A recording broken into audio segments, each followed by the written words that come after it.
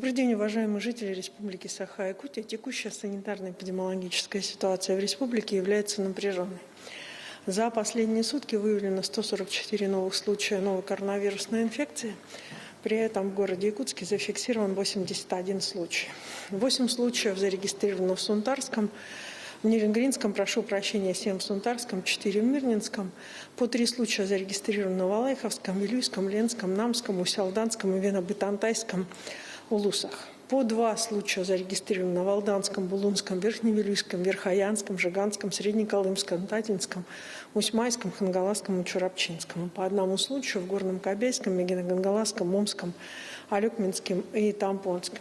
Уважаемые жители республики, необходимо обратить внимание, что, как и прогнозировалось, с окончанием непосредственно лета, с началом отпускного периода, количество заражений на территории распространения вируса оно непосредственно начинает увеличиваться, захватывает все улусы. Я уже обращала внимание на то, что начинает заходить и в отдаленные поселения.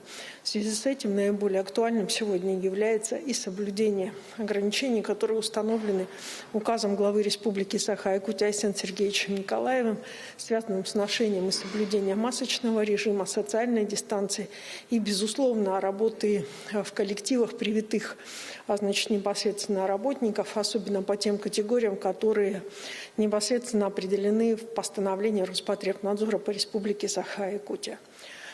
Наши лаборатории вместе с лабораториями Роспотребнадзора продолжают проводить исследования на новую коронавирусную инфекцию. Необходимо обратить внимание, что за последние сутки сделано вновь порядка 4000 исследований, 3854 исследования. Это достаточно высокий показатель тестирования. Он является одним из лучших по России, но это позволяет нам удерживать вовремя, выявлять вирус и, соответственно, не давать его распространения. На настоящий момент в республику поступила еще дополнительная вакцина. На территории республики сегодня есть вакцина «Спутник» и «Спутник Лайт». Первую вакцинацию у нас уже получила 319 219 человек. Начался период ревакцинации. Ревакцинировано уже 4204 человека. Я напоминаю, что под ревакцинацию попадали в первую очередь работники медицинских организаций. Со следующей недели начинаем ревакцинацию работников социальных учреждений. В целом массовая ревакцинация сегодня возможна на территории республики, исходя из того объема вакцины, которая есть в наших медицинских учреждениях. Еще раз обращаю внимание, кто попадает под ревакцинацию.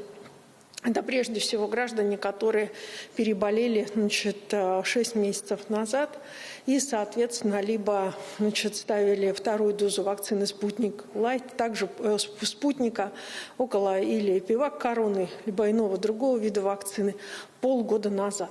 То есть вот такой временной лаг, он дается для того, чтобы непосредственно прийти и к процедуре ревакцинации.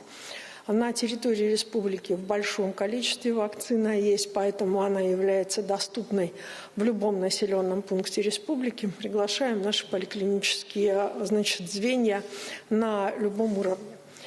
Сегодня 1 сентября, безусловно, это день знаний, день новых знаний, которые приводятся на территории республики, проводятся линейки в ряде муниципальных образований.